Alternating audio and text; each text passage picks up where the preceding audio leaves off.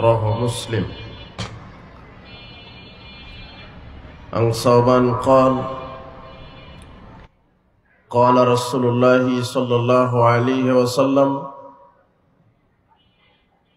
لا تزال طائفة من أمتي ظاهرين على الحق لا يضرهم من خذلهم حتى يأتي أمر الله وهم كذلك رواه مسلم عن أبي هريرة قال قال رسول الله صلى الله عليه وسلم بدأ الإسلام غريبا وسيعود كما بدأ فطوبى للغرباء رواه مسلم। আজকের ইসলামী সম্মেলনের উপস্থিত বৈঠকের মুসলিম দিনী ভাই বোন,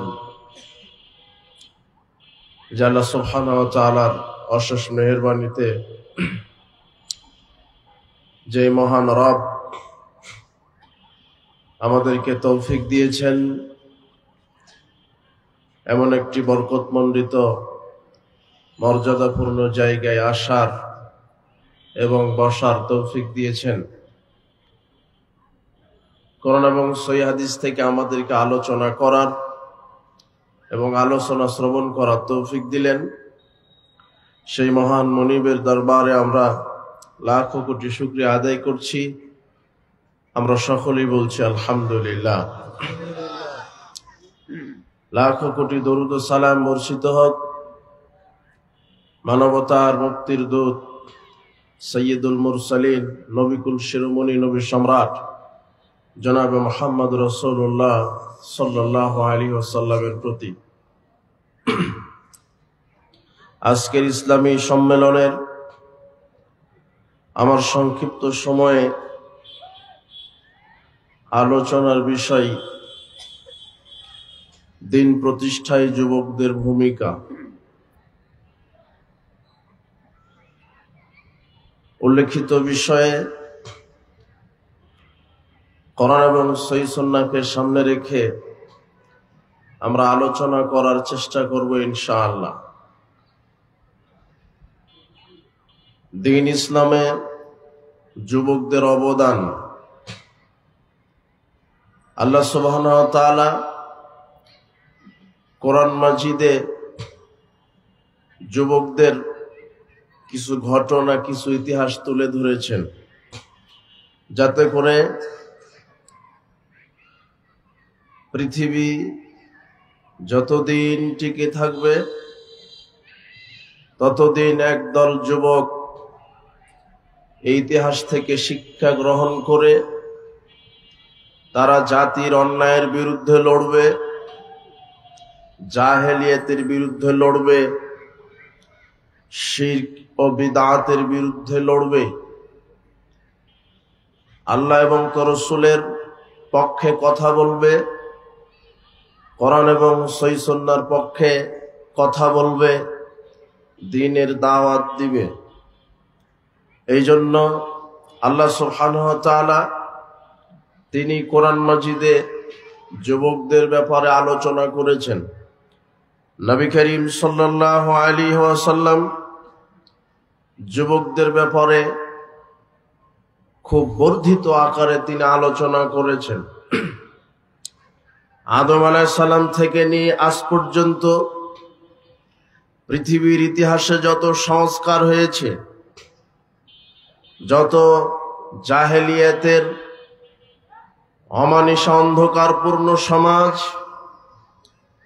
যেই সমাজে হত্যা, জুলুম, নির্যাতন, নিষ্পীষণ, বেহায়াপনা, বেলাল্লাপনা, অশিক্ষা, কুশিক্ষা, হত্যা, ধর্ষণ, সুদ, ঘুষ, জেনা, ব্যভিচার, মাদক, জুয়া,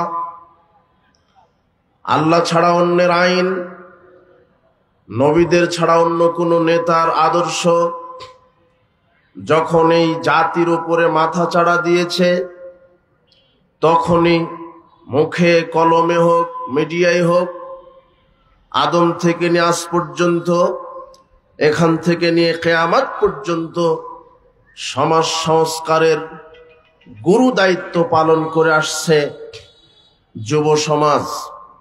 যুবকদের দ্বারাই জাহেলিয়াত দূর হয়েছে, যুবকদের দ্বারাই সমাজের বুক থেকে অন্যায় নির্মূল করা সম্ভব হয়েছে, যুবকদের দিয়েই ইসলামের বার্তা, তাওহীদের বার্তা সামাজিক জীবনে প্রতিষ্ঠা করা সম্ভব হয়েছে।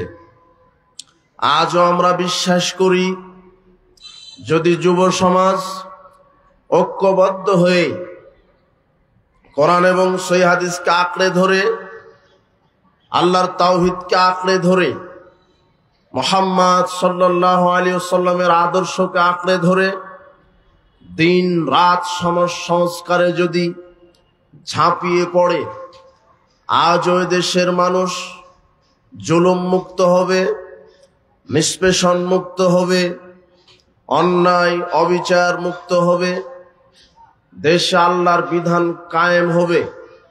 এই জন্য যুবকদের প্রতি আমরা আহ্বান জানাই, ইয়া মাশারাশ শাবাব, হে যুব সমাজ, তোমরা জাহেলিয়াতের অমানিসা আদর্শকে পায়ের তলে পিষ্ট করে ইসলামের ছায়াতলে চলে এসো। জাহেলিয়াতকে তোমরা কবর দাও। আল্লাহ সুবহানাহু ওয়া তাআলা কোরআন মাজিদে বলছেন, আফা হুকমাল জাহেলিয়াতি ইয়াবগুন, পৃথিবীর মানুষ, তোমরা কি জাহেলিয়াতের রীতিনীতিকে ভালোবাসো? তোমরা কি জাহেলিয়াত কায়েম করতে চাও? ওয়ামান আহসানু মিনাল্লাহি হুকমান লিকওমিন ইউকিনুন, অথচ আল্লাহর চাইতে উত্তম বিধানদাতা আর কে হতে পারে? মানুষের স্রষ্টা হচ্ছেন আল্লাহ, এই আকাশ এই জমিনের স্রষ্টা হচ্ছেন আল্লাহ। আকাশ এবং এই জমিনের মাঝখানে ভিতরে যা আছে সবার স্রষ্টা হচ্ছেন আল্লাহ। তার শক্তিতেই মানুষকে চলতে হয়। হে যুবক, তুমি আল্লাহর এই জমিনে আল্লাহর বিধানকে উপেক্ষা করে শয়তানের দাসত্বকে মেনে নিও না, জাহেলিয়াতকে ত্যাগ করো। আব্দুল্লাহ ইবনে আব্বাস রাদিয়াল্লাহু আনহু বলছেন, জাহেলিয়াত এত খারাপ। জাবের ইবনে আব্দুল্লাহ রাদিয়াল্লাহু আনহু বলছেন, নবী করিম সাল্লাল্লাহু আলাইহি ওয়াসাল্লাম বিদায় হজের ভাষণে জাতির সামনে যেই বক্তব্য দিয়েছিলেন, তার এক অংশে ছিল, আইয়ুহান নাস, হে পৃথিবীর মানব মণ্ডলী, আলা কুল্লি শাইইন মিন আমরিল জাহিলিয়াতি তাহতা কদামাইয়া মাউদু, আমি মুহাম্মদ সাল্লাল্লাহু আলাইহি ওয়াসাল্লাম জাহেলিয়াতের যত রীতিনীতি সব কিছুকে আজকে কবর দিলাম। আজকে মক্কা বিজয় হয়েছে, মদিনা বিজয় হয়েছে, আমি মুহাম্মদ সাল্লাল্লাহু আলাইহি ওয়াসাল্লাম মদিনার রাষ্ট্রপতি। আজকে ইসলাম সাংবিধানিকভাবে কায়েম হয়েছে। আমি মুহাম্মদ সাল্লাল্লাহু আলাইহি ওয়াসাল্লাম বিদায় হজের ভাষণে মক্কা বিজয়ের পরে জাতির সামনে আজকে ঘোষণা দিয়ে দিলাম, জাহেলিয়াতকে আমি কবর রচনা করে দিলাম। সর্বপ্রথম আমি যেই জাহেলিয়াতকে পায়ের নিচে কবর দিলাম, তা হচ্ছে আমার তৈরি করা, আমাদের বাপদাদার তৈরি করা সুদী অর্থনীতি। সুদ হলো জাহেলিয়াত, সুদ ভক্ষণ করা জাহেলিয়াত। আজকে ৯৫% মুসলিম দেশে অর্থনীতির ভূখণ্ড, অর্থনীতির মূল যে দেশটা বাংলাদেশ, এই দেশের মূল অর্থনৈতিক ভিত্তিটাই সুদী অর্থনীতি। এটা কি করে হতে পারে?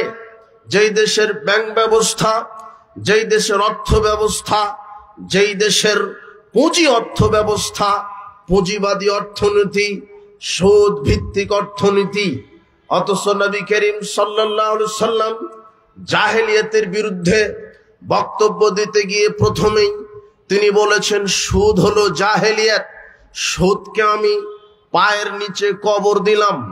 আল্লাহ সুবহানাহু ওয়া তাআলা কোরআন মাজিদে বলছেন, হাল্লাল্লাহুল বায়আ ওয়া হারামার রিবা, আমি আল্লাহ সুদ হারাম করলাম, ব্যবসাকে হালাল করলাম। আল্লাহ সুবহানাহু ওয়া তাআলা সুদকে হারাম করেছেন, সুদের ব্যবসাকে হারাম করেছেন। এরপরে তিনি বললেন ছবি মূর্তি হারাম, এগুলি জাহেলিয়াত। কবর পূজা, খানকা পূজা, মাজার পূজা, পীর পূজা, গাছ পূজা, পাথর পূজা যা আছে সবকিছু জাহেলিয়াত। এরপরে তিনি বললেন অশ্লীলতা, বেহায়াপনা, গান বাজনা এগুলি হলো জাহেলিয়াত। তিনি বললেন মানুষকে অন্যায়ভাবে হত্যা করা জাহেলিয়াত, বেহায়াপনা, বেপরদায় চলা এগুলি হলো জাহেলিয়াত। নবী করিম সাল্লাল্লাহু আলাইহি ওয়াসাল্লাম বিদায় হজের ভাষণে জাহেলিয়াতের বিরুদ্ধে বক্তব্য দিয়েছেন। সারা পৃথিবীতে আদম থেকে নিয়ে আজ পর্যন্ত যত নবী রাসূল এসেছেন, আদম থেকে নিয়ে মুহাম্মদ সাল্লাল্লাহু আলাইহি ওয়াসাল্লাম পর্যন্ত যত নবী রাসূল পৃথিবীতে এসেছেন সবাই জাহেলিয়াতের বিরুদ্ধে বক্তব্য দিয়েছেন, অন্যায়ের বিরুদ্ধে লড়েছেন, অন্যায়ের বিরুদ্ধে বক্তব্য দিয়েছেন, জাহেলিয়াতের বিরুদ্ধে বক্তব্য দিয়েছেন। আল্লাহ ব্যতীত অন্য কোন মানুষের বিধান যখন সমাজে কায়েম ছিল, মানুষের তৈরি করা বিধানের বিরুদ্ধে বক্তব্য দিয়েছেন, জুলুমের বিরুদ্ধে বক্তব্য দিয়েছেন, সুদের বিরুদ্ধে বক্তব্য দিয়েছেন, ঘুষের বিরুদ্ধে বক্তব্য দিয়েছেন, জেনা ব্যভিচার, চুরি, দুর্নীতি, মাদকের বিরুদ্ধে, জোয়ার বিরুদ্ধে বক্তব্য দিয়েছেন। আমরা যদি সেই মুহাম্মদ সাল্লাল্লাহু আলাইহি সাল্লামের উম্মাত হতে চাই, তাহলে আমাদেরকে মুহাম্মদ সাল্লাল্লাহু আলাইহি সাল্লামের ভাষাতেই কথা বলতে হবে। তিনি যেমন বিদায় হজের ভাষণে সুদকে জাহেলিয়াত বলেছেন, গান বাজনা, জেনা ব্যভিচার, সুদ, ঘুষ, দুর্নীতি, মাদক, জুয়া, লটারি এগুলোকে যখন তিনি জাহেলি কাজ বলেছেন, শয়তানি কাজ বলে ঘোষণা করেছেন, আমরা যদি সেই নবীর উম্মত হই তাহলে সেই জাহেলিয়াত আমাদের জন্য মেনে চলা সহনীয় হবে না, উচিত হবে না। আমরা নবীর উম্মত থেকে কেটে যাব। কেন? আল্লাহর নবী নিজে বলছেন মান দা বিদাওয়াল জাহিলিয়া, যে ব্যক্তি মানুষকে জাহেলিয়াতের পথে ডাকে, যে ব্যক্তি মানুষকে জাহেলিয়াতের পথে দাওয়াত দেয়, যেই ব্যক্তি জাহেলিয়াতের পথে চলে, ফালাইসা মিন্না, আল্লাহর নবী বলছেন সে আমাদের দলভুক্ত নয়, সে আমাদের উম্মত নয়, সে আমাদের দলভুক্ত নয়।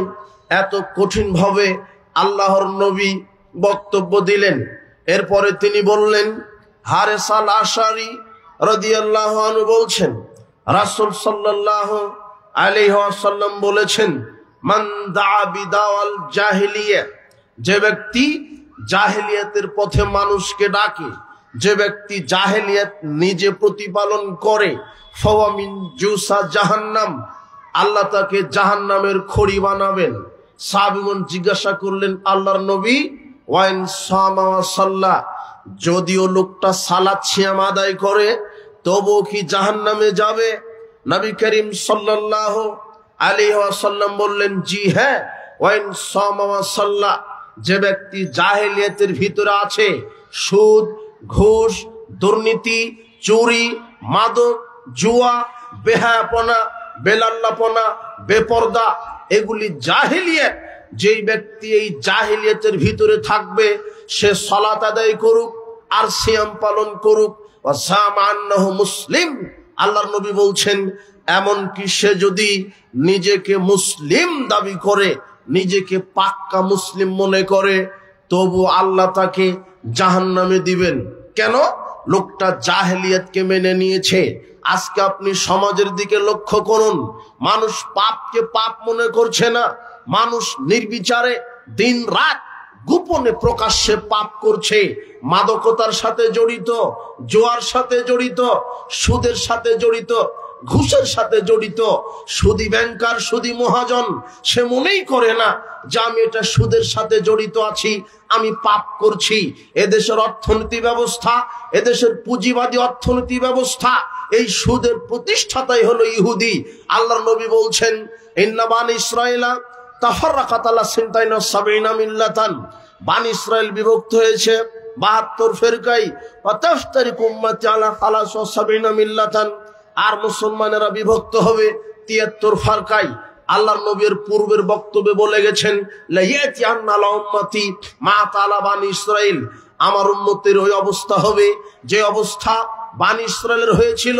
হাজওয়ান নাল বিন নাল, যেমন দুই পায়ের জুতা সমান, ঠিক ইহুদি খ্রিস্টান যেমন হবে আমার মুসলিম উম্মত তেমন হবে।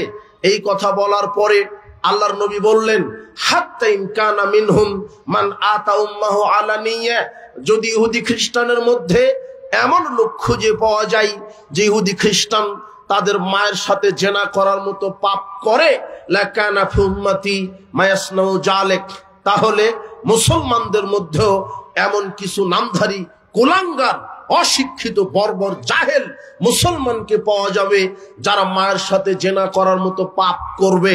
আশ্চর্য কথা, ৯৫% মুসলিম দেশে আপনার অর্থনৈতিক ব্যবস্থা, শিক্ষানীতিক ব্যবস্থা, আপনার রাজনৈতিক ব্যবস্থা, আপনার সামাজিক ব্যবস্থা, আল্লাহর নবী ১৪৫০ বছর পূর্বে বলে গেছেন, আমার উম্মত ইহুদি খ্রিস্টানের সাথে মিশে যাবে, আমার উম্মত হিন্দু মুশরিক মূর্তি পূজক কবর পূজক এদের সাথে মিশে যাবে।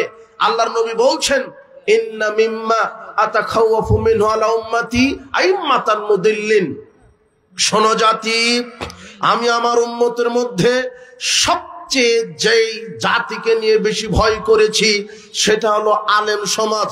আমার উম্মতের মধ্যে এক শ্রেণীর আলেম হবে ভ্রান্ত।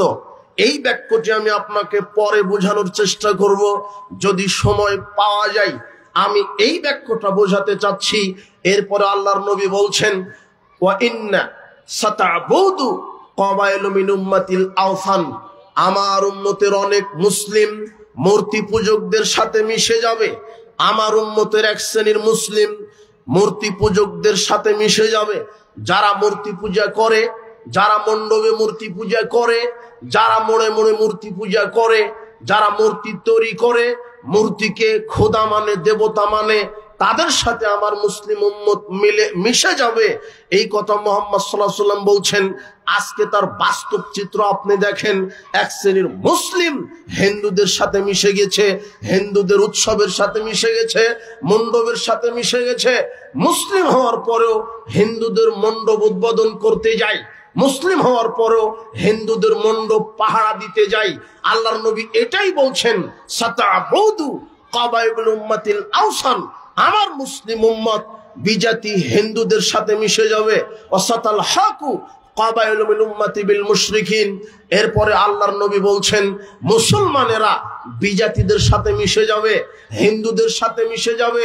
মুসলিম সমাজে হিন্দুদের কৃষ্টি কালচার ঢুকে যাবে, মুসলমানদের সমাজে ইহুদি খ্রিস্টানের নীতি নৈতিকতা আদর্শ ঢুকে যাবে।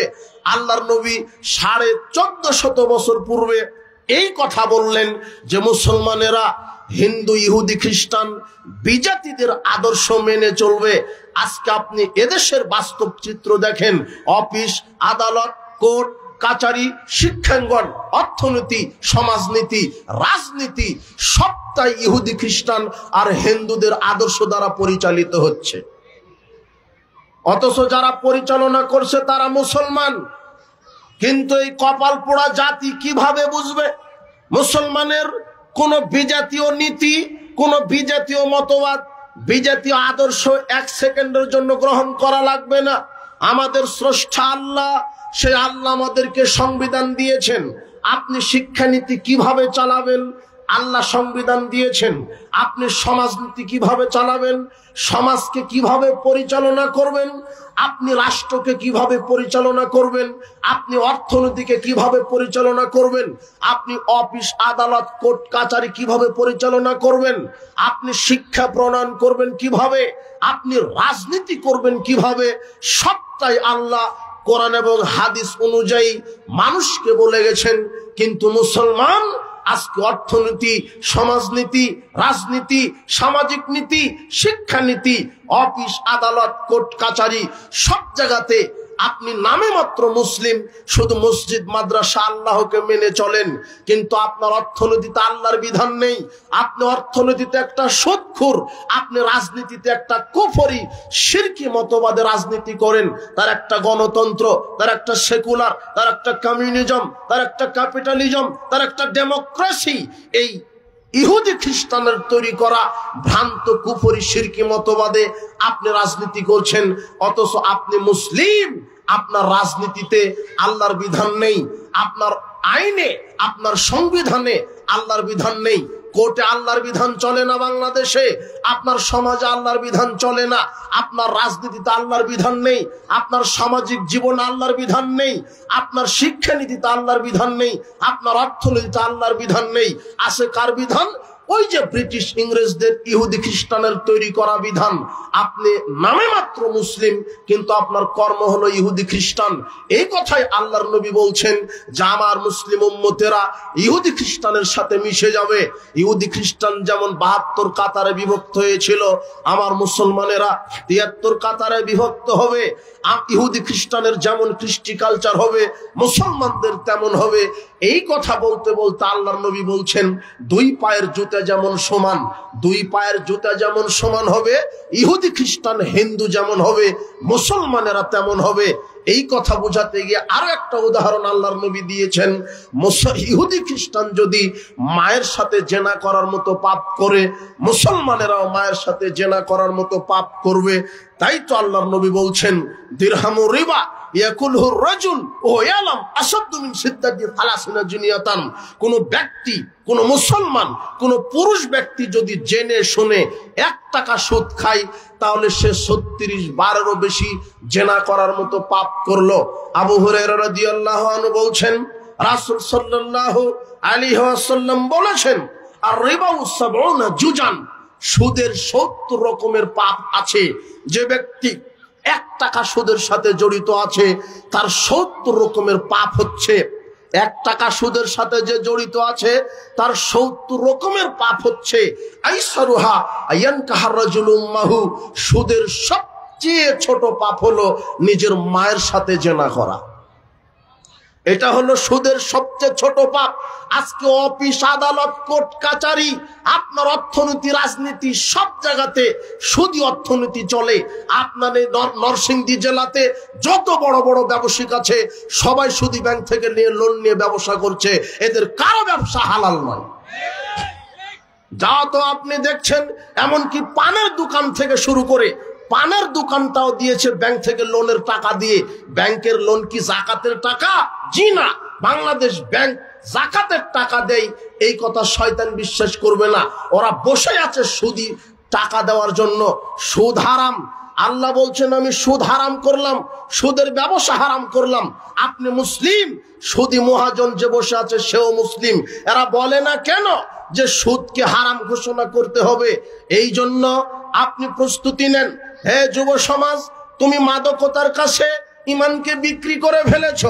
মাদক খাও, তুমি মদ খাও, তুমি এই যে মোড়ে মোড়ে ঘুরো, দোকানপাটে ঘুরো, রাস্তাঘাট দখল করেছ, তুমি মাদকে আসক্ত হয়েছ। আল্লাহ বলছেন ইয়া আইয়ুহাল্লাযিনা আমানু ইন্নামাল খামরু, হে বিশ্বাসীগণ আমি মদ হারাম করে দিলাম। আল্লাহর নবী বলছেন মাসকারা কাসিরুহু ফাকালিলুহু হারাম, যেই জিনিসটা বেশি পরিমাণ খেলে বিবেকের ক্ষতি হয়ে যায়, যেটা বেশি খেলে মানুষের মাতলামি চলে আসে, তার অল্পটাও হারাম। তাই আমরা বলে দিয়েছি বিড়িতে মদ আছে, সিগারেটে মদ আছে, গুল খাওয়া, জর্দা খাওয়া, আলাপাতা খাওয়া, এর ভিতরে মাদক আছে, নেশা আছে। জর্দা বেশি পরিমাণ খেলে মাথা পাগলামি শুরু করে দেয়। তাই জর্দার একটা দানা হারাম। যারা জর্দা খায় পান দিয়ে, তারা চিবিয়ে খায়। যারা সিগারেট খায়, তারা জর্দা আগুন দিয়ে পুড়িয়ে খায়। বস্তু একই। আলাপাতা, গুল, জর্দা, বিড়ি, সিগারেট, এর ভিতরে নেশা আছে, এর ভিতরে মদ আছে।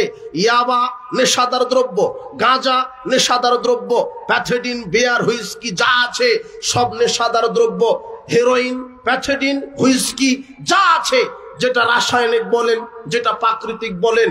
আজকে সমাজে মানুষ মদ খায়, মদকে হালাল মনে করে নিয়েছে, পাপ মনে করে না। হে যুবক, তুমি দিনরাত মাদকে আসক্ত, মনে রেখো আল্লাহ মদ হারাম করেছেন। তুমি সিগারেট থেকে শুরু করে ছোট ছোট মাদকে আসক্ত হয়ে আজকে বড় মাদক সেবন করো। যেই ব্যক্তিটা আজকে ইয়াবাখুর হয়েছে, সে প্রথম শুরুই করেছিল সিগারেট দিয়ে। তাই বলতে পারবো সমস্ত মাদকের মূল হচ্ছে সিগারেট। সিগারেট থেকে শুরু করে সে বড় মদখুর হয়। সিগারেট হারাম, বিড়ি হারাম, জর্দা হারাম। আল্লাহর নবী বলছেন ইন্নাল্লাহা ইযা হারামা আলা কওমিন আকলা শাই, আল্লাহ যখন কোন জাতির উপরে কোন জিনিসকে খাওয়া হারাম করেন, ফাহাররামা আলাইহিম সামানাহু, তার ব্যবসাকে হারাম করেন। আল্লাহ যখন কোন জিনিস কোন জাতির জন্য খাওয়া হারাম করেন, তার ব্যবসাকে হারাম করেন। শুকর হারাম, তার ব্যবসা হারাম। রক্ত হারাম, তার ব্যবসা হারাম। শুকর হারাম, তার ব্যবসা হারাম। রক্ত হারাম, তার ব্যবসা হারাম। কুকুর হারাম, কুকুরের ব্যবসা হারাম। ব্যভিচার, পতিতালয়, এগুলি জেনা ব্যভিচার হারাম। পতিতালয়ের নারী দেহ বিক্রি করে, এইটা হারাম। আপনার এই মৃত প্রাণী হারাম, মৃত প্রাণীর ক্রয় বিক্রয় করা হারাম। সুদ হারাম, সুদের ব্যবসা হারাম। বিড়ি সিগারেট জর্দাগুল ইয়াবা ফেনসিডিল হারাম, বিড়ি সিগারেট জর্দাগুল বিক্রি করাও হারাম। আজকে আপনি দেখেন আপনাদের নরসিংদী জেলাতে যে যত বড় মুদির দোকানদার, সে তত বড় বিড়ি সিগারেটের বিক্রেতা। ওর দোকানে বিড়ি সিগারেট বিক্রি করে, জর্দা বিক্রি করে। হে ব্যবসায়িক, আমি আপনাকে সম্মান দিই, ব্যবসাকে হালাল করুন। আপনি এক প্যাকেট সিগারেট বিক্রি করেন, ওটা হলো হারাম। সিগারেট খাওয়া হারাম, সিগারেট বিক্রি করা হারাম, এর লেনদেন করা হারাম। মদের সাথে জড়িত 10 শ্রেণীর মানুষকে আল্লাহর নবী অভিশাপ দিয়েছেন, যে মাদক উৎপাদন করে, যে মাদক সরবরাহ করে, যে মাদক বহন করে, যে মাদক বিক্রি করে, যে মাদক খায়, যে মাদক লভ্যাংশ ভক্ষণ করে, যে মাদকে সহযোগিতা করে, সবার উপরে আল্লাহর নবী অভিশাপ দিয়েছেন। তাই যে বিক্রি করছে সে অভিশপ্ত, সে হারামখোর। যে খায় সে হারামখোর, যে সরবরাহ করে সে অভিশপ্ত। হে যুবদল, তুমি তোমার ঈমানকে মাদকতার কাছে বিক্রি করে দিয়েছো। আল্লাহর নবী বলছেন, মান শারাবাল খামরা ওয়াসাকিরা, যে ব্যক্তি মাদক সেবন করলো, মান শারাবাল খামরা ফিদ দুনিয়া, যে দুনিয়াতে মদ খাবে সে জান্নাতে প্রবেশ করতে পারবে না। ওমর ইবনুল খাত্তাব রাদিয়াল্লাহু আনহু বলছেন, রাসূল সাল্লাল্লাহু আলাইহি ওয়াসাল্লাম বলেছেন, সালাসাতুন কাদ হারামাল্লাহু আলাইহিমুল জান্নাহ, 3 শ্রেণীর মানুষের জন্য আল্লাহ জান্নাতকে হারাম করেছে। তার একটা, যারা মদ খায়, যারা বিড়ি খায়, যারা সিগারেট খায়, যারা ইয়াবা গুল খায়, যারা এই হারামের সাথে জড়িত, এদের জন্য জান্নাত হারাম। আবু বকর সিদ্দিক রাদিয়াল্লাহু আনহু বলছেন, রাসূল সাল্লাল্লাহু আলাইহি ওয়াসাল্লাম দ্বার্থহীন ভাষায় বলে গেছেন, লা ইয়াদখুলুল জান্নাতা জাসাদুন গুযিয়া বিল হারাম, ওই দেহ জান্নাতে যাবে না যেই দেহ হারাম খাদ্য দ্বারা গঠিত। যারা মদখোর তারা হারামখোর, যারা সুদখোর তারা হারামখোর, যারা দুর্নীতিবাজ তারা হারামখোর, যারা নিজের দেহকে বিক্রি করে টাকা উপার্জন করে পতিতালয়ে, তারা হলো হারামখোর। হারাম খাদ্য দিয়ে গঠিত শরীর জান্নাতে যাবে না। হে যুবক, তুমি মাদক থেকে ফিরে আসো। তোমার হাতে কেন বিড়ি সিগারেট থাকবে, ইয়াবা থাকবে? তোমার হাতে লাঠি থাকবে কেন? তুমি কেন উগ্র হবে? তুমি কেন সন্ত্রাস হবে? তোমার আদর্শ হবে নবীদের আদর্শের মতো, তোমার আদর্শ হবে সাহাবীদের আদর্শের মতো, তোমার আদর্শ হবে আপনার সাহাবীদের আদর্শের মতো। তুমি কেন এই শয়তানের আদর্শকে বাস্তবায়ন করতে গিয়ে মাঠে নেমেছো? মাদক হারাম, মাদকের ব্যবসা করা হারাম। আল্লাহর নবী বলছেন, আমি জাহেলিয়াতকে কবর দিলাম। ইহুদি খ্রিস্টান যেমন হবে, আমার মুসলিম উম্মত তেমন হবে। আজকে আপনি দেখেন সব জায়গাতে, স্কুল, কলেজ, মাঠে ময়দান, শিক্ষাঙ্গন, সব জায়গাতে ইহুদি খ্রিস্টানের নীতি মানছে। অথচ মুহাম্মদ সাল্লাল্লাহু আলাইহি সাল্লাম যে কোনো মূল্যে ইহুদি খ্রিস্টানের বিরোধিতা করতে বলেছেন। যে কোনো মূল্যে ইহুদি খ্রিস্টানের আদর্শের বিরোধিতা করতে বলেছেন। কিন্তু আপনি মুসলিম, আপনার সব কিছুই চলে, কোর্ট চলে, কাচারি চলে, অফিস চলে, আদালত চলে, শিক্ষা ব্যবস্থা চলে, এমনকি শিক্ষা সিলেবাসটা প্রণয়ন করা হয়েছে এই ইহুদি খ্রিস্টান বিজাতিদের নীতিতে। এই জন্য আল্লাহর নবী বলছেন ইহুদি খ্রিস্টান যেমন হবে আমার মুসলিম উম্মত তেমন হবে।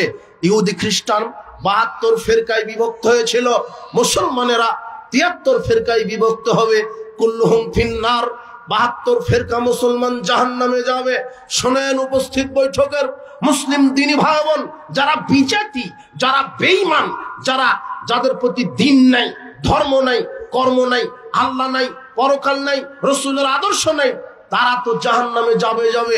আল্লাহর নবী তিরমিজির 2641 নম্বর হাদিসে বলছেন, 73 কাতার মুসলমানের মধ্যে 72 কাতার মুসলমানেরা জাহান্নামে যাবে। তো আপনি মুসলিম, আপনি কোন মুসলিম? আপনার জীবনে যদি রাসূলের আদর্শ না থাকে, হে যুবক, তোমার আদর্শ হবে একজন মানুষের আদর্শ। আল্লাহ সুবহানাহু ওয়া তাআলা কোরআন মাজিদে বলছেন, লাকাদ কানা লাকুম ফি রাসূলিল্লাহি উসওয়াতুন হাসানা। আল্লাহ বলছেন একজন ব্যক্তির আদর্শ আমি দিলাম, যার নাম মুহাম্মদ সাল্লাল্লাহু আলাইহি ওয়াসাল্লাম। যুবক, তুমি একজন মানুষের আদর্শ বুকে ধারণ করো, যার নাম মুহাম্মদ সাল্লাল্লাহু আলাইহি ওয়াসাল্লাম, যিনি জীবনে কোনোদিন মিথ্যা কথা বলেননি, জীবনে যার দ্বারা কোনো পাপ সংগঠিত হয়নি, জীবনে যিনি কোনো মানুষকে হত্যা করেননি, জীবনে যিনি মানুষের উপরে জুলুম করেননি, আকাশের নিচে জমিনের উপরে সবচেয়ে পরহেজগার, সবচেয়ে তাকওয়াশীল, সবচেয়ে নম্র, সবচেয়ে ভদ্র, সবচেয়ে তাকওয়াবান ব্যক্তি মুহাম্মদ সাল্লাল্লাহু আলাইহি ওয়াসাল্লাম। একজন মানুষের আদর্শ ফলো করো। পৃথিবীতে আপনি যেই হন, আপনি সচিব হন, আপনি আর্মি হন, আপনি র্যাব হন, আপনি পুলিশ হন, আপনি এমপি হন, আপনি মন্ত্রী হন, আপনি দারোগা হন, আপনি সচিব হন, আপনি হেড মৌলানা হন, আপনি হেড মুহাদ্দিস হন, আপনি যেই হন, আপনি ব্যারিস্টার হন, আপনি ইঞ্জিনিয়ার হন, আপনি ডাক্তার হন, আপনি যেই হন, আপনি কৃষক হন, আপনি সমাজের নেতা হন, আপনি পরিবারের নেতা হন, যেই হন, একজন মানুষের আদর্শ মানতে হবে, যার নাম মুহাম্মদ সাল্লাল্লাহু আলাইহি ওয়াসাল্লাম। আল্লাহ বলছেন, মান ইউতির রাসূলা ফাকাদ আতা আল্লাহ, যে রাসূলের ইত্তেবা করলো সে যেন স্বয়ং আল্লাহরই ইত্তেবা করলো। আপনাকে রাসূলের অনুসরণ করতে হবে সামাজিক জীবনে, অর্থনৈতিক জীবনে, রাজনৈতিক জীবনে, শিক্ষা জীবনে, সব ক্ষেত্রে একজন মানুষের ইত্তেবা, যার নাম মুহাম্মদ সাল্লাল্লাহু আলাইহি ওয়াসাল্লাম। কিন্তু আশ্চর্য কথা, আজকে মুহাম্মদ সাল্লাল্লাহু আলাইহি ওয়াসাল্লামের আদর্শ নেই, মুখে দাড়ি নেই, প্যান্টাকলোর নিচে, প্যান্টাকলোর উপরে নেই, মিথ্যা কথা বলে, হারাম খায়, আপনার পকেটে সিগারেট বিড়ি নিয়ে ঘুরে, মাদক নিয়ে ঘুরে, লাঠি নিয়ে ঘুরে, মানুষকে অন্যায় ভাবে পিটাই। হে যুবক, এগুলি না নবীদের আদর্শ, না সাহাবীদের আদর্শ। তুমি ফিরে আসো ইসলামের ছায়াতলে, রাসূলের আদর্শের দিকে ফিরে আসো, তুমি জাহেলিয়াতকে ত্যাগ করো। হে যুবক, তোমার প্রতি উদারত আহ্বান। বিচারের মাঠে আল্লাহ মানুষকে এক কদম নাড়াতে দিবেন না। আব্দুল্লাহ ইবনে মাসউদ রাদিয়াল্লাহু আনহু বলছেন, রাসূল সাল্লাল্লাহু আলাইহি ওয়াসাল্লাম বলেছেন, লা তুযহলু কদম ইবনে আদম ইয়াউমাল কিয়ামা হাত্তা ইসলাম 50। আদম সন্তানকে 5টি জিজ্ঞাসা না করা পর্যন্ত এক কদম বিচারের মাঠ থেকে আল্লাহ নাড়াতে দিবেন না। তার এক, আন উমরিহি, আল্লাহ বলবেন তোমার সারা জীবন বোঝাও তুমি কি কাজে ব্যয় করেছো। 2, আন শাবাবিহি ফিমা আবলাহু, তুমি তোমার যৌবনকাল বোঝাও তুমি কিভাবে ব্যয় করেছো। হে যুবক, হে যুবতী মেয়ে, আল্লাহ আপনাকে ধরবেন। হে যুবতী মেয়ে, তুমি তোমার যৌবনকাল কিভাবে ব্যয় করেছো। হে যুবক, তুমি তোমার যৌবনকাল কিভাবে ব্যয় করেছো। আবু হুরায়রা রাদিয়াল্লাহু আনহু বলছেন, রাসূল সাল্লাল্লাহু আলাইহি ওয়াসাল্লাম বলেছেন, সাবআতুন ইউদিল্লুহুমুল্লাহু ফি দিল্লিহি ইয়াওমা লা দিল্লা ইল্লা দিল্লুহু, 7 শ্রেণীর মানুষকে আল্লাহ আরশের বিশেষ ছায়ায় আল্লাহ ছায়া দান করবেন কিয়ামতের দিন, যেই দিন তার ছায়া ব্যতীত কোনো ছায়া থাকবে না। কামেকদারে মাইলিন তুদনা শামসুম মিনাল খালকে, বিচারের মাঠে মানুষের মাথার উপরে 1 মাইল উপরে সূর্য থাকবে। সূর্যের তাপে কারো ঘাম হবে টাকনু পর্যন্ত, কারো শরীরের ঘাম হবে হাঁটু পর্যন্ত, কারো ঘাম হবে কোমর পর্যন্ত, কারো ঘাম হবে কাঁধ পর্যন্ত, কারো ঘাম হবে কানের লতি পর্যন্ত। মানুষ তার পাপের কারণে ঘামের ভিতরে হাবুডুবু খাবে। ওই সময়তে আল্লাহ 7 শ্রেণীর মানুষকে আল্লাহ তার বিশেষ আরশের ছায়ায় ছায়া দান করবেন। তার এক হচ্ছে ইমামুন আদেল, ন্যায়পরায়ণ শাসক। ইমামুন আদেল, ন্যায়পরায়ণ শাসক। ন্যায়পরায়ণ শাসককে, ন্যায়পরায়ণ শাসক, ন্যায়পরায়ণ সত্যবাদী, আমানতদার, বিশ্বস্ত শাসক। সে মেম্বার হোক, চেয়ারম্যান হোক, এমপি হোক, মন্ত্রী হোক, দারোগা হোক, সচিব হোক, র্যাব হোক, কমিশনার হোক, এসপি হোক, যেই হোক, যে যেখানে দায়িত্বশীল, সে যদি ন্যায়ের ভিত্তিতে, সে যদি সত্যবাদিতার ভিত্তিতে, সে যদি আপনার বিশ্বস্ততার ভিত্তিতে, সে যদি আল্লাহর বিধানের ভিত্তিতে রাষ্ট্র পরিচালনা করে, নেতৃত্ব দেয়, তাহলে হবে সে হবে ন্যায়পরায়ণ শাসক, যে কোরআন হাদিস দিয়ে সমাজকে পরিচালনা করে। ন্যায়পরায়ণ শাসক সেই যে কোরআন হাদিস দিয়ে রাষ্ট্র পরিচালনা করে।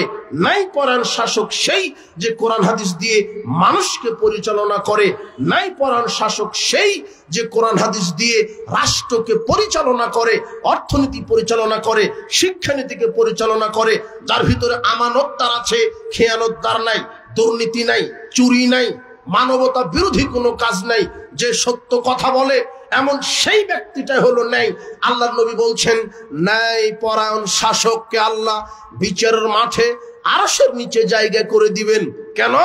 যেই ব্যক্তিটা ন্যায় পরায়ণ হবে, সে তার দ্বারা অন্যায় হবে না, সমাজে ন্যায় প্রতিষ্ঠা হবে, সালাত প্রতিষ্ঠা হবে, যাকাত প্রতিষ্ঠা হবে, সিয়াম প্রতিষ্ঠা হবে, পর্দা প্রতিষ্ঠা হবে, আল্লাহর বিধান প্রতিষ্ঠা হবে।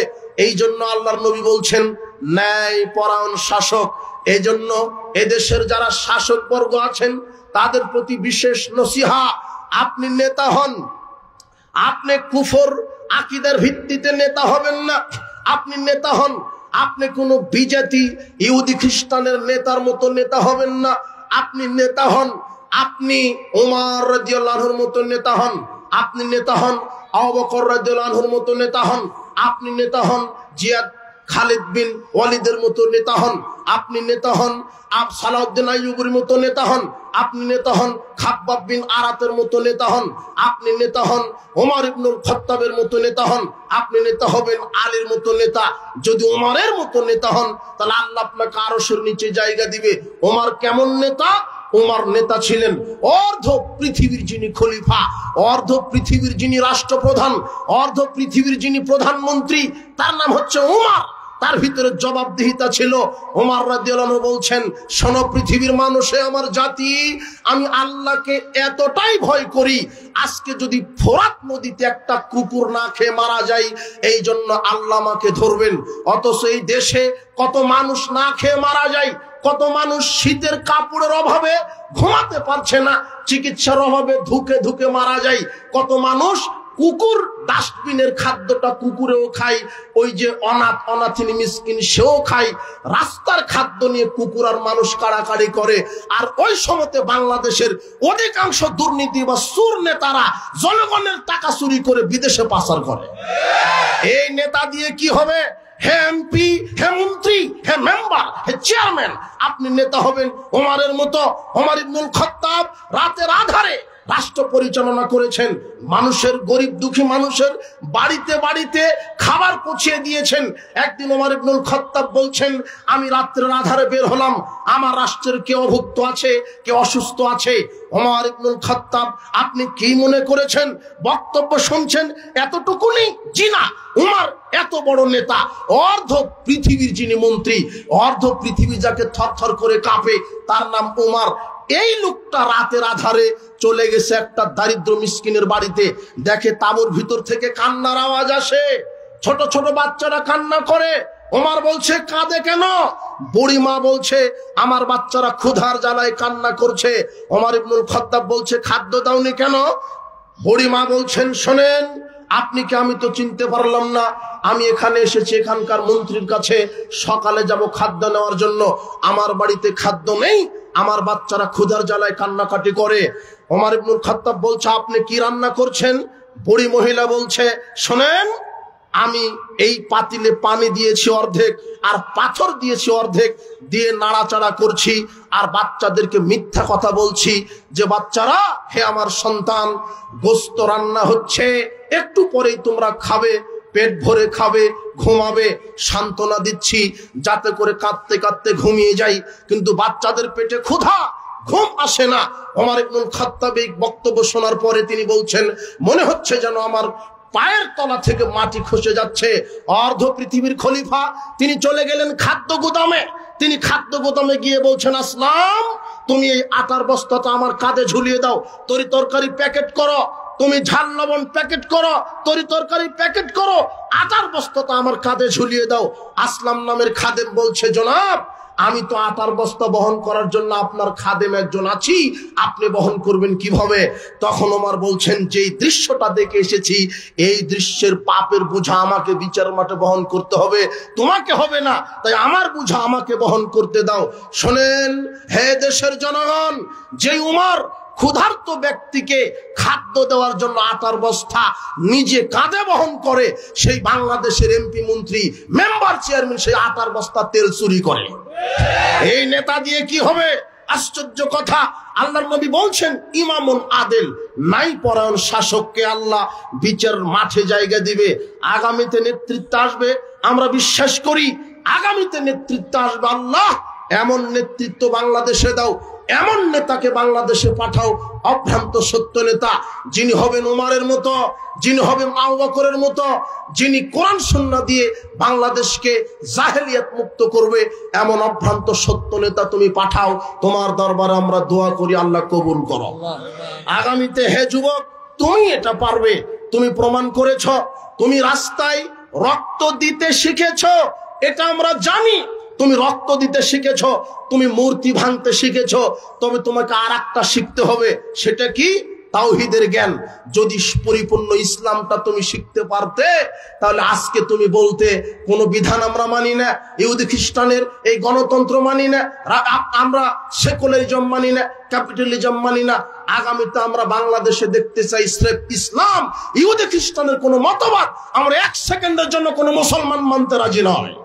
এই কথা তুমি স্লোগান তোলো, স্লোগান উঠাও, সকল বিধান বাতিল করো, ওহির বিধান কায়েম করো, এই স্লোগান উঠাও।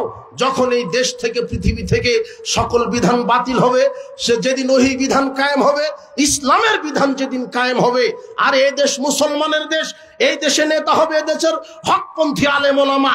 কিভাবে ইহুদি খ্রিস্টানের তৈরি করা নেতৃত্ব চলে, সংবিধান চলে, যেই নেতারা সালাত আদায় করে না, ইসলাম মানে না, আল্লাহ পরকালের চিন্তা নাই, এই লোকেরা নেতৃত্ব দিবে কেন?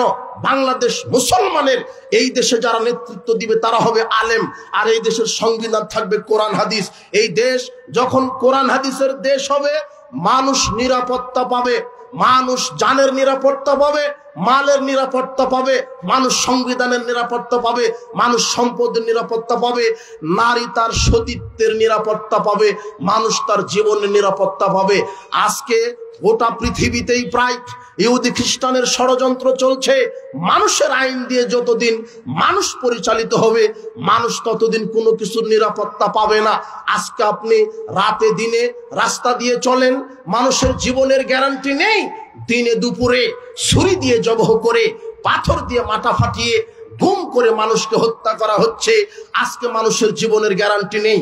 আপনার মেয়েটা স্কুল কলেজে গেছে সতীত্ব নিয়ে, সম্ভ্রম নিয়ে, ইজ্জত নিয়ে বাড়িতে ফিরবে, এই গ্যারান্টি আজ আর কেউ দিতে পারছে না। কেন? এই দেশে ইসলামের আইনই নেই। আজকে আপনি সম্পদ নিয়ে পকেটে 5,000, 10,000, 5 লক্ষ টাকা নিয়ে আপনি নরসিংদী বাজার থেকে আপনি বাড়িতে যেতে পারবেন টাকা নিয়ে, এই গ্যারান্টি নেই। চুরি হচ্ছে, ছিনতাই হচ্ছে, রাহাজানি হচ্ছে, ডাকাতি হচ্ছে। কেন? এই দেশে ইসলামী বিধান নেই। কিন্তু ইসলামী বিধান যদি সংসদে থাকতো, কোরআন সুন্নাহ যদি সংসদে বসতো, আর এই দেশের হকপন্থী আলেম ওলামা যদি এমপি মন্ত্রী হতো, তাহলে আপনার স্ত্রী দুপুর 1টা কেন, রাত 1টা কেন, রাত 1টা দিয়ে রাস্তা দিয়ে আপনার স্ত্রী চলে যেত, কোনো পুরুষ তার শরীরে টাচ স্পর্শ করার ক্ষমতা পেত না। কেন? সংসদে আইন পাশ করা হয়েছে, বিবাহের পরে যদি কেউ জেনায় লিপ্ত হয়, তাহলে তাকে মাটিতে বুক পর্যন্ত গেড়ে দাও, পাথর মেরে মাথা ফাটিয়ে দাও।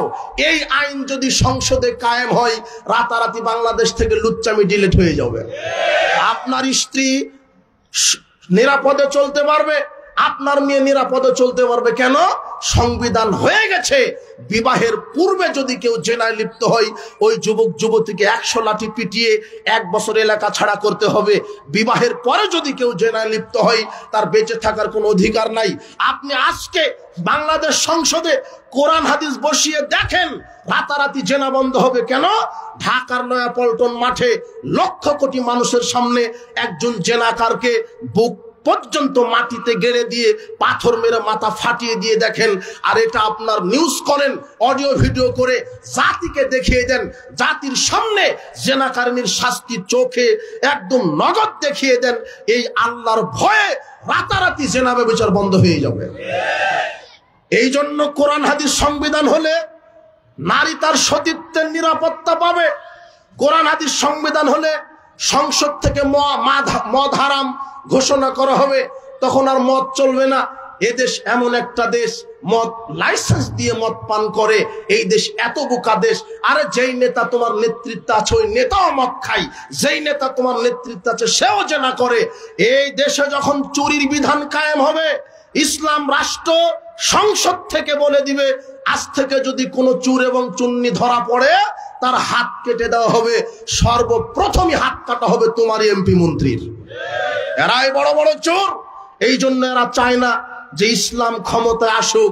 ইসলাম যদি রাজনীতিতে আসে তাহলে আমরা তো আর চুরি করতে পারবো না। যেই দেশে পিয়ন 400 কোটি টাকার মালিক হয় সেই দেশে এমপির অবস্থা কি? আপনি কি মনে করেন 1999 জন নেতার হাত থাকবে না যদি এই বিধান কায়েম করা হয়? এই জন্য চুরি বন্ধ হবে, জেনা বন্ধ হবে, মাদক বন্ধ হবে, শিরক বিদআত বন্ধ হবে যদি ইসলাম ক্ষমতায় আসে। সংবিধান যদি কোরআন হাদিস হয় আর তাকওয়াশীল পরহেজগার হকপন্থী আলেম ওলামা যদি এমপি মন্ত্রী হয়, আশ্চর্য কথা, দেশ মুসলমানের। এই পৃথিবী আল্লাহর, মানুষের স্রষ্টা আল্লাহর। এই আকাশ কার? আল্লাহ। জমিন কার? আকাশ থেকে বৃষ্টি দেন কে? ফসল দেন কে? আপনি চোখ দিয়ে দেখেন কার শক্তিতে? হাত দিয়ে আপনি মানুষ ধরেন, কাজ করেন কার শক্তিতে? আপনি পা দিয়ে চলেন কার শক্তিতে? যদি সব আল্লাহর হয় আইন চলবে কার? আপনি টাটকা মুনাফিক। আপনি চোখ দিয়ে দেখছেন আল্লাহর শক্তিতে, মুখ দিয়ে খান আল্লাহর শক্তিতে, হাত দিয়ে পা দিয়ে হাঁটেন আল্লাহর শক্তিতে। আপনি আল্লাহর শক্তি ছাড়া কিছুই করতে পারেন না।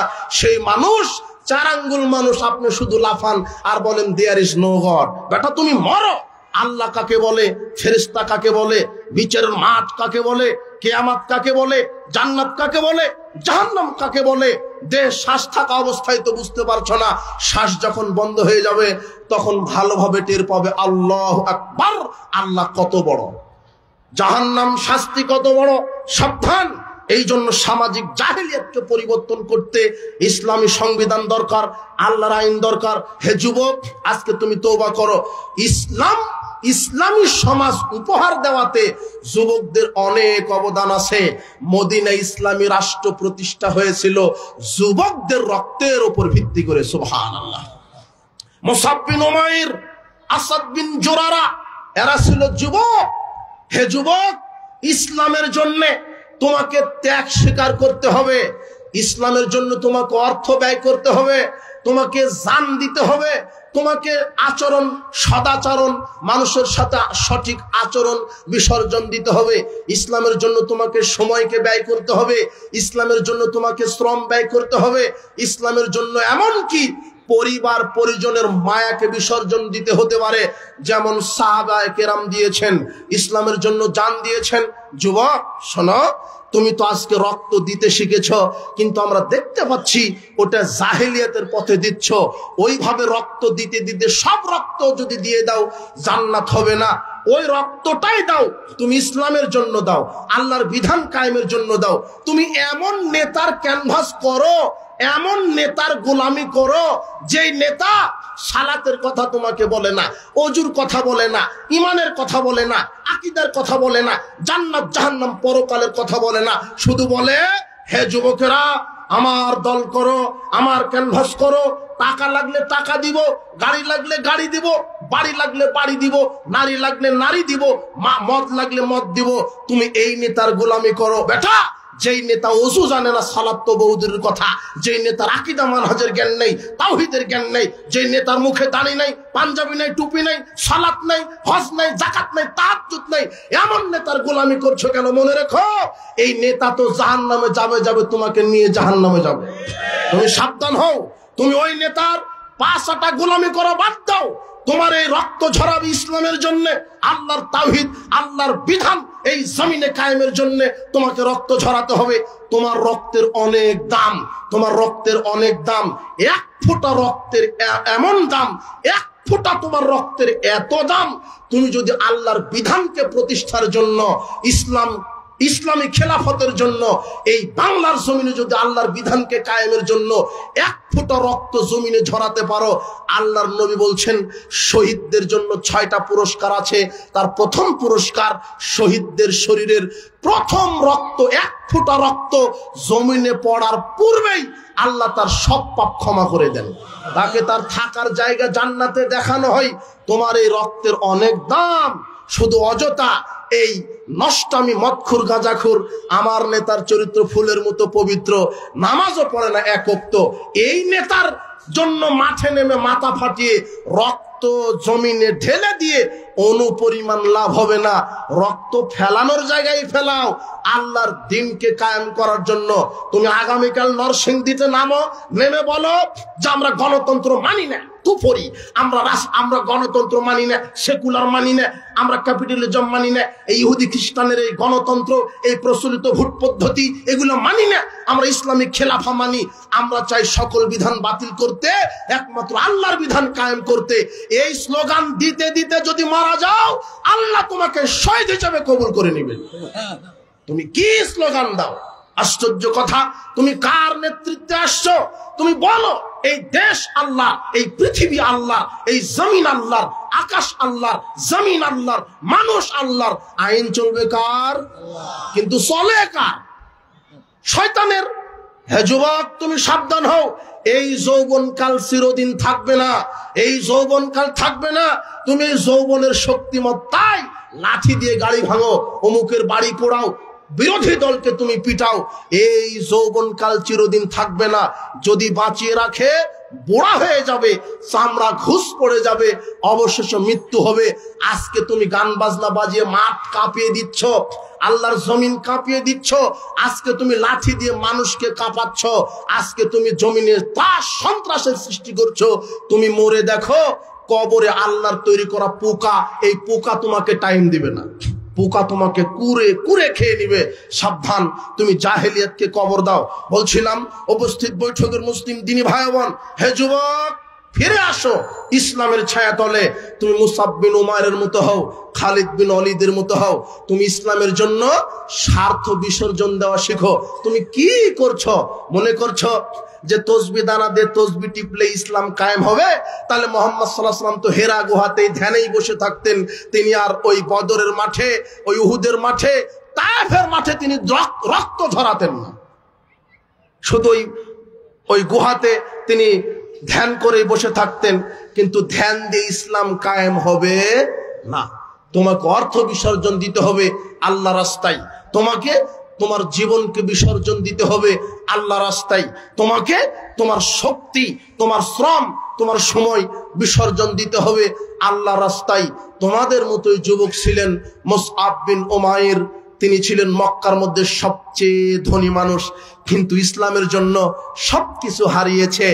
সবচেয়ে ধনী মানুষ ছিল মুসআব বিন উমাইর। যুবক, তোমার মতোই যুবক ছিল মুসআব বিন উমাইর। মক্কার মধ্যে সবচেয়ে ধনী মানুষ, মক্কার ভিতরে সবচেয়ে ধনী মানুষ ছিল মুসআব বিন উমাইরের বংশ, তার পিতা মাতা। মুসআব বিন উমাইর যেই পোশাকটা গায়ে দিতেন, সেই পোশাকটা 200 দিরহামের কমে ছিল না, 200 দিরহামের উপরে। 200 দিরহাম কম মূল্যের পোশাক তিনি গায়ে দিতেন না। তিনি যে জুতা গায়ে দিতেন, চাদর গায়ে দিতেন, সুগন্ধি ব্যবহার করতেন, সব ইয়ামানি সুগন্ধ, ইয়ামানি চাদর, দামি দামি। এত ধনী মানুষ ছিল। এই মুসআব বিন উমাইর ইসলামী ছায়াতলে যখন আসলেন, সব হারিয়ে ফেলেছেন। তিনি দুনিয়ার দিকে তাকাননি, পদমর্যাদার দিকে তাকাননি, মাল মর্যাদার দিকে তাকাননি, সংখ্যা গরিষ্ঠতার দিকে তাকাননি। তিনি হকটা যখন পেয়েছেন, বুক পেতে মেনে নিয়েছেন। তিনি যখন শুনলেন মুহাম্মদ নামের একজন ব্যক্তি আল্লাহর পক্ষ থেকে নবী দাবি করছে, তিনি সালাতের কথা বলে, তাওহীদের কথা বলে, ইসলামের কথা বলে, হাজারো লক্ষ ছবি মূর্তিকে বাদ দিয়ে এক আল্লাহর গোলামি করতে বলে, তার এই দাওয়াতটা পছন্দ হয়েছে। মুসআব বিন উমাইর তিনি গোপনে চলে গেছেন আল্লাহ রাসূলের দরবারে ইসলাম কবুলের জন্য। ইসলাম কবুল করেছে দারুল আরকামে। এরপরে সালাত আদায় করে একজন লোক, নাম তার উসমান বিন তালহা। এই লোকটা দেখে ফেলেছে যে মুসআব বিন উমাইর গোপনে মুহাম্মাদের দলে চলে গেছে। এই উসমান বিন তালহা তার পরিবারে যখন খবর দিলেন, শোনেন আপনাদের ছেলে তো পথভ্রষ্ট হয়েছে, মুসআব বিন উমাইর মুহাম্মাদের দলে চলে গেছে, আমাদের বাপ দাদার দিনের উপর আর নাই। শোনার সাথে সাথে তার মা তাকে লোহার শিকল দিয়ে বেঁধে ফেলেছে। বহু কষ্ট করে শিকলটা ছিঁড়ে মুসআব বিন উমাইর আবিসিনিয়ায় চলে গেছেন, আবিসিনিয়ায় হিজরত করেছেন। এক সময়তে পরিবেশ যখন খুবই জটিল ও কঠিন, তখন মুহাম্মদ সাল্লাল্লাহু আলাইহি ওয়াসাল্লাম বলছেন, মুসআব, তুমি তো ইসলামের জন্য তোমার অর্থ সম্পদ, পরিবারকে বিসর্জন দিয়েছ, তোমাকে আমি মুহাম্মদ সাল্লাল্লাহু আলাইহি ওয়াসাল্লাম মদিনার প্রধান প্রথম দায়ী হিসেবে তোমাকে প্রেরণ করব। তুমি আজকে মদিনায় যাও, আসআদ বিন জুরারার নেতৃত্বে তুমি গোটা মদিনাবাসীতে ইসলামের দাওয়াত দিবে, আল্লাহর বিধান, আল্লাহর তাওহীদের দাওয়াত দিবে। মুসআব বিন উমার চলে গেলেন মদিনায়। মদিনায় গিয়ে তিনি গোত্রে গোত্রে দাওয়াত দিচ্ছেন। একবার বনু আব্দুল আশহাল গোত্রের দুইজন নেতার কাছে দাওয়াত দিলেন। বনু ইবনে আব্দুল আশহাল গোত্রের উসাইদ বিন হুজাইর নামের একজন নেতা, সে বলছে, তুমি আমাদের এই সরলা দুর্বল লোকদেরকে বোকা পেয়েছ, তুমি চলে যাও, না হলে এই লোহার সাঁড়াশি দিয়ে তোমাকে হত্যা করব। মুসআব বিন উমাইর বলছে, আপনি বসেন, উত্তেজিত হয়েন না, আমার কথা ভালো লাগলে শুনবেন, না লাগলে শোনার প্রয়োজন নেই। উসাইদ বিন হুজাইর বসে পড়লেন। এরপরে মুসআব বিন উমাইর প্রথমেই কোরআন থেকে তেলাওয়াত করলেন। এরপরে বললেন, শোনে, আপনারা যে শত শত মূর্তি পূজা করেন, খানকা মাজার পীর পূজা করেন, এগুলির কোনো ক্ষমতা নেই। একজন স্রষ্টা যার নাম আল্লাহ, তার ইবাদত করতে হবে। বহু ইলাকে বাতিল করে এক ইলার আনুগত্য করতে হবে, এক নবীর আদর্শ মানতে হবে। এটাই আমাদের ইসলাম। যেখানে চুরি নেই, যেখানে মদ হারাম, যেখানে মানুষের নিরাপত্তা দিতে পারে, এমন ইসলাম সর্বশ্রেষ্ঠ সর্বশেষ নবী মুহাম্মদ সাল্লাল্লাহু আলাইহি ওয়াসাল্লাম নিয়ে এসেছেন। উসাদ বিন হুজাইর বলছে, তোমার কথা তো আমাকে পছন্দ হয়েছে। সাথে সাথে উসাইদ বিন হুজাইর পাশেই ছিল ঝর্ণা, ঝর্ণা সে গোসল দিয়ে কালেমা শাহাদাত পাঠ করে মুসলমান হয়ে গেলেন। সাদ বিন মুআজ, তিনিও ছিলেন বনু আব্দুল আশহাল গোত্রের বড় নেতা। এরপর উসাইদ বিন হুজাইর বলছে, শুনেন, আপনি একটু যান, লোকটা তো ভালোই কথা বলছে, খারাপ কিছু বলেনি, আপনি একটু শুনে আসেন। সাদ বিন মুআজ এবারে গেছে, গিয়ে বলছেন, এই শোনো, তোমার এই দাওয়াত বন্ধ করো, তুমি আমার এই জাতিকে বিভ্রান্ত করছো কেন? একই ভাষায় মুসআব বিন উমাইর বলছে, আপনি বসেন, উত্তেজিত হয়েন না, আমার কথা ভালো লাগলে শুনবেন, না লাগলে শোনার প্রয়োজন নেই। এই কথা বলে মুসআব বিন উমাইর কোরআন তেলাওয়াত করলেন। এরপরে বললেন, শোনেন, বহু ইলাকে বাদ দিতে হবে, একজন ইলা আছে যিনি আকাশ জমিনের রব, যিনি আইনদাতা, যিনি বৃষ্টি দান করেন, যিনি রুজি দান করেন, যার শক্তিতে আমরা চলি, একমাত্র তাকেই সেজদা, তার নামে কুরবানি, তার নামেই মানত, তার কাছেই প্রার্থনা, তার কাছেই দোয়া, তাকেই সেজদা করতে হবে, তাহলেই মানুষ নিরাপত্তা পাবে। সাদ বিন মুআজ বলছে, তোমার কথা তো ভালোই লাগলো। সাথে সাথে তিনি কালেমা পড়ে তিনিও মুসলমান হয়ে গেলেন। সাদ বিন মুআজ মুসলমান হওয়ার পরে বনু আব্দুল আশহাল গোত্রের সবচেয়ে বড় লিডারই ছিলেন সাদ বিন মুআজ। সাদ বিন মুআজ তার গোত্রের কাছে গিয়ে বলছেন, শোনো, আমার গোত্রের লোকেরা, হাজার হাজার জনগণ, সবার সামনে সাদ বিন মুআজ বক্তব্য দিচ্ছে, শোনো, আমি তোমাদের কাছে এতদিন নেতা হিসেবে কেমন ছিলাম। তখন হাজার হাজার লোক বলছে, আপনি আমাদের সামনে নেতা হিসেবে বিশ্বস্ত ছিলেন, আমরা আপনাকে বিশ্বাস করি, আপনি যা বলেন মিথ্যা বলেন না, আপনি যা বলেন সত্য বলেন, কাজে আপনি যা বলবেন আজকে মেনে নেওয়া হবে। তখন সাদ বিন মুআজ বলছে, ঠিক, আমি যা বলবো তা যদি মেনে না নাও, আমার সাথে তোমাদের সম্পর্ক কাট হবে, কথা বলা বন্ধ করে দিব। তখন বলছে, ঠিক আছে, আপনি আমাদের নেতা, যা বলবেন তাই হবে। সাদ বিন মুআজ বলছে, শোনো, বাপ দাদার এই শিরকি, এই জাহেলিয়াত, কবর পূজা, মাজার পূজা, মূর্তি পূজা, এগুলি ধর্ম নয়, আগুন পূজা, এগুলি ধর্ম নয়। এক আল্লাহর ইবাদত করতে হবে। আর একজন অভ্রান্ত সত্য নবী এসেছেন, যার নাম মুহাম্মদ সাল্লাল্লাহু আলাইহি ওয়াসাল্লাম, তার আদর্শ জীবন পরিচালনা করতে হবে। তোমরা আজকে ইসলাম কবুল করো। সাথে সাথে সাদ বিন মুআজের দাওয়াতে একটা গোত্রের হাজার হাজার নারী পুরুষ সাথে সাথে মুসলমান হয়ে গেলেন। এটা হলো মুসআব বিন উমাইরের দাওয়াতের ফসল। মুহাম্মদ সাল্লাল্লাহু আলাইহি ওয়াসাল্লাম মক্কা থেকে পাঠিয়ে দিয়েছিলেন। এইভাবে যখন মক্কাকে তিনি রেডি করলেন তাওহীদের উপরে, ইসলামের উপরে, গোটা মক্কা মদিনাবাসী, মদিনাকে যখন এইভাবে দাওয়াতের ফলশ্রুতিতে তিনি যখন রেডি করলেন, ইহুদি ব্যতীত বনু কায়নুকা, বনু কুরাইজা, বনু নজির, এই ইহুদিরা কিছু বিরোধিতা করেছিল, কিন্তু মুসআব বিন উমাইর এই যুবক তোমার মতোই যুবক ছিল। এই মুসআব বিন উমাইরের একজন যুবকের দাওয়াতের ফলশ্রুতিতে মুহাম্মদ সাল্লাল্লাহু আলাইহি ওয়াসাল্লামের হাত দিয়ে গোটা মদিনা আরববাসীকে আল্লাহ ইসলাম বিজয় দান করেছিলেন। ইসলামের রাষ্ট্র কায়েম হয়ে গিয়েছিল। এই জন্য বাংলাদেশে 100 জন যুবক প্রয়োজন নাই। একজন তাওহীদের উপরে একজন যুবক যদি রাত দিন তাওহীদের ঝান্ডা নিয়ে রাত দিন মাঠে ময়দানে কাজ করতে পারে, আর বলতে পারে আমরা শয়তানের বিধান মানি না, ইহুদির বিধান মানি না, খ্রিস্টানের বিধান মানি না, আগামীতে আমরা মানবো একমাত্র আল্লাহর বিধান। এই দেশ নেতৃত্ব দিবে আলেম ওলামা, সংবিধান হবে কোরআন হাদিস। আমরা আজও বিশ্বাস করি সেই মুসআব বিন উমাইরের মতো একজন যুবক যদি তাওহীদের আস্ফালন দেয়, বাংলাদেশেও রাতারাতি ইসলাম প্রতিষ্ঠা সম্ভব ইনশাআল্লাহ। বাংলাদেশেও সম্ভব। আরে 5 আগস্টের দিনে সম্ভব হতো যদি মুসআব বিন উমাইরের মতো একটা যুবক থাকতো, কিন্তু বিশ্বাস করেন একটা যুবকও, ধারণা হয়তোবা ছিল কিন্তু গর্জে উঠতে পারেনি। 5 আগস্টে শুধু নেতার মূর্তি ভাঙা হয়েছিল, কিন্তু 5 আগস্টে এই যুবকেরা যদি জানতো মুহাম্মদ সাল্লাল্লাহু আলাইহি ওয়াসাল্লামের আদর্শ, মুহাম্মদ সাল্লাল্লাহু আলাইহি ওয়াসাল্লামের কি আদর্শ?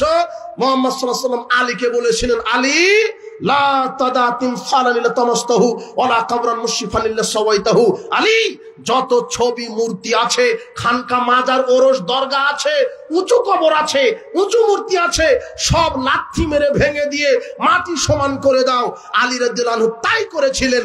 বাংলাদেশের এই যুবকদের ভিতরে সঠিক আকীদা মানহাজ যেদিন ঢুকবে, শুধু হিংসার বশবর্তী হয়ে ওই নেতার মূর্তি ভাঙবে না। এই যুবকের একদিন বাংলাদেশ থেকে খানকা মাজার পীর মুরিদের 12টা বাজিয়ে ছেড়ে দিবে ইনশাআল্লাহ, যখন আকীদা মানহাজ শিখবে। এই জন্য মুসআব বিন উমাইরের মতো দরকার। মুসআব বিন উমাইর এই যুবক ছিলেন যেই যুবক ইসলামের জন্য সব ব্যয় করেছে। শুনবে, এই মুসআব বিন উমাইর বদরের যুদ্ধে ছিলেন, এই মুসআব বিন উমাইর উহুদের যুদ্ধে ছিলেন। উহুদের যুদ্ধে যখন মুসআব বিন উমাইর শহীদ হয়ে গেলেন, যেই মুসআব বিন উমাইর 200 দিরহামের কাপড় ছাড়া কোনোদিন পরতেন না, সেই মুসআব বিন উমাইর যখন শহীদ হলেন, কাফনের কাপড় পাওয়া গেল না।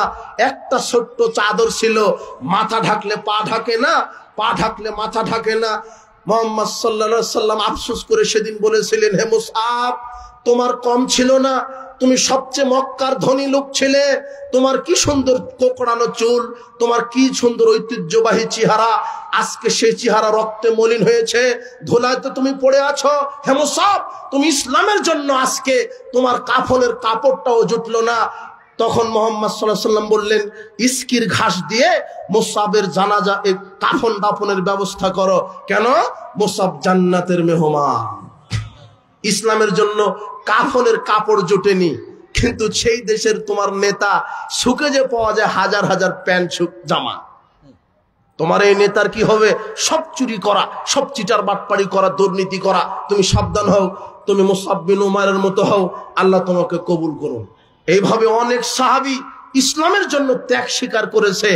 আব্দুল উজ্জা নামের একজন সাহাবী ছিলেন, তার বাপ ছিল অনেক ধনী, তবে তার বাপ ছোটবেলাতে মারা গেছেন। তিনি তার চাচার কাছে প্রতিপালিত হয়েছেন, তার চাচার কাছে তার সব সম্পদ ছিল। একদিন আব্দুল উজ্জা বলছেন, চাচা, আমাকে ইসলাম ভালো লাগে, আমি মুহাম্মদ সাল্লাল্লাহু আলাইহি ওয়াসাল্লামের দ্বীনকে আমি কবুল করতে চাই। তখন চাচা বলছে, তুমি যদি ইসলাম কবুল করো, তোমার বাপের কোনো সম্পদ দিব না। আব্দুল উজ্জা বলছেন, না দিলেন আমার সম্পদ দিয়ে কি হবে? সারা পৃথিবীর মালিক যদি আমি হই, আর আমার কিসমতে যদি ঈমান না থাকে, আমার 5 পয়সা কোনো দাম নাই। আর আমি যদি দুনিয়াতে নিঃস্ব হই, আর আমার ভিতরে যদি ঈমান থাকে, আমি হলাম পরকালে সবচেয়ে ধনী মানুষ। কেন? আল্লাহ আমাকে জান্নাতের মালিক বানিয়ে দিবেন। এই জন্য ঈমান সবচেয়ে শ্রেষ্ঠ সম্পদ। হে যুবক, তুমি ঈমানকে, এই ইহুদি খ্রিস্টানের এই বস্তা পোষা মতবাদকে প্রতিষ্ঠা করতে এই ঈমানকে তুমি বিক্রি করো না। তুমি এই মণ্ডপে গিয়ে ঈমানকে বিক্রি করো না। সামান্য হিন্দুদের 2টা ভোটের লোভে ঈমানকে বিক্রি করো না। এই দেশে ইসলামের চাইতে এই ভোটের দাম বেশি হয়ে গেছে মানুষের। এই দেশে ইসলামের চাইতে বিজাতীয় আদর্শ মতবাদ প্রতিষ্ঠা করা জরুরি হয়ে গেছে। ইসলাম বুঝো, ঈমান বুঝো, ঈমানের অনেক দাম। সারা পৃথিবীর মালিক হয়ে তুমি কি করবা? তোমাকে যদি 100 বছর মন্ত্রিত্ব দেওয়া হয়, আর তোমার ভিতরে যদি ইসলাম না থাকে, তাহলে তোমার এই মন্ত্রিত্বের 5 পয়সা কোনো দাম নাই। আর তুমি যদি বেলালের মতো হাফসি একেবারে কৃতদাস গোলামও যদি হও, আর যদি তোমার ভিতরে ঈমান থাকে, আল্লাহ তোমাকে জান্নাতের মেহমান হিসেবে কবুল করে নেবে। এই জন্য ঈমান জরুরি। আব্দুল উজ্জা এই ভাষাতেই চাচাকে বলছেন, চাচা, সম্পদ দিয়ে কি করব যদি ঈমানই না থাকে? সম্পদ থাক। তখন চাচা বলছেন, পরনের যে লুঙ্গি আছে খুলে দাও।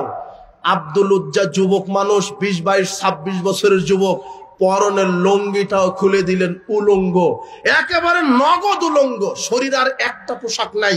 এই উলঙ্গ শরীর নিয়ে তিনি চলে গেছেন মায়ের কাছে।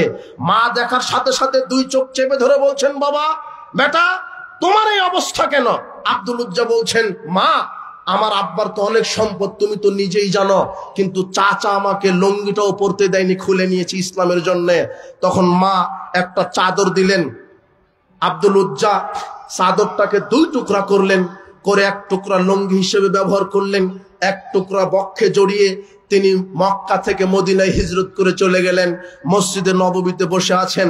আল্লাহর নবী বলছেন, তুমি কে গো? বলছে, আমি আব্দুল উজ্জা। মুহাম্মদ সাল্লাল্লাহু আলাইহি ওয়াসাল্লাম নাম শোনার সাথে সাথে বলছেন, আব্দুল উজ্জা মানে উজ্জার তুমি দাস, এই নাম পরিবর্তন করো, তোমার নাম হলেন আব্দুল্লাহ, তুমি আল্লাহর দাস। নাম পরিবর্তন করে দিলেন। এরপরে বলো তুমি কোথা থেকে এসেছো? তখন আব্দুল উজ্জা আব্দুল্লাহ জিল বাজাদাইন নাম, তার লকব এটা ছিল, দুই টুকরা কম্বলওয়ালা।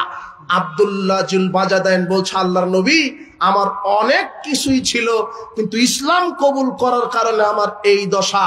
তখন মুহাম্মদ সাল্লাল্লাহু আলাইহি ওয়াসাল্লাম বলছেন, ঠিক আছে, তুমি আহলে সুফফার সাথে, ওই যে যারা বারান্দায় আছে মসজিদের, তাদের সাথে উঠা বসা করো, সেখানেই খাবে, সেখানে কোরআন শিখবে, তোমাকে ইসলাম জানতে হবে।